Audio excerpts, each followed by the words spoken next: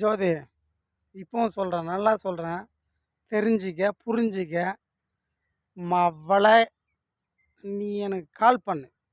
இந்த கண்ட்றாவிலாம் நான் பார்க்க மாட்டேன், பேச மாட்டேன். அதுக்கு தாண்டி நான் பேசக்கூடாதுன்னு நினைக்கிறேன் இதில். இதில் பேசணுன்னு எனக்கு அவசியம் இல்லை. இதனால் என் பொழப்பு ஓடல. இது எனக்கு பொழுதுபோக்கு இல்லை. என்னை பற்றி உனக்கு நல்லா தெரியும்.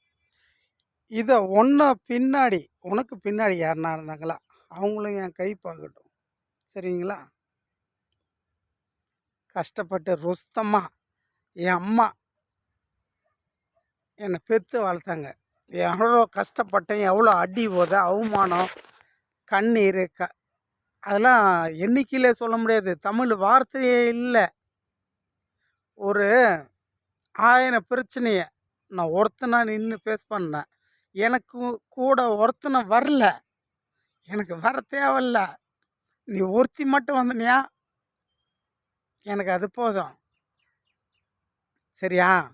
ஆனால் நீ வரலையா, ஜுன்னியா போச்சு தேவடியா மாவுல.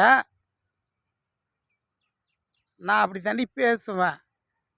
லைவாக நான் பேசுகிறேன். எனக்கு தெரிஞ்சு தான் நான் பேச முடியும்.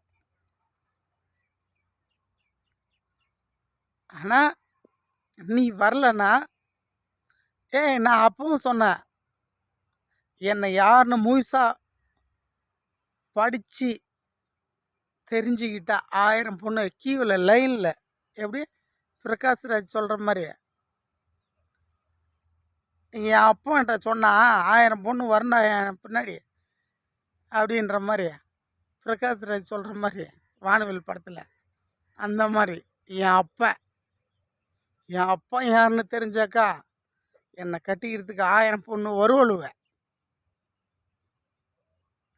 1000 பொண்ணு இல்லை, 1 கோடி பொண்ணு வந்தாலும் உன் கூதியில் தான் நான் ஓப்பேன். எனக்குன்னு பிறந்த பொண்ணு நீ தான். ஒழுங்கு மரியாதை என்னை கட்டிக்க. எல்லாம் பொண்ணுங்க தானே சொல்லுவாங்க. நான் பையனாக இருந்து கெஞ்சி கேட்கறேன்டி.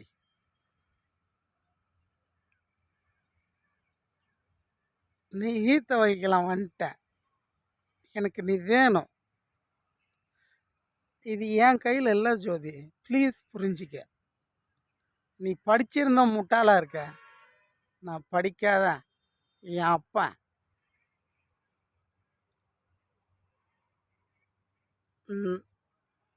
அதே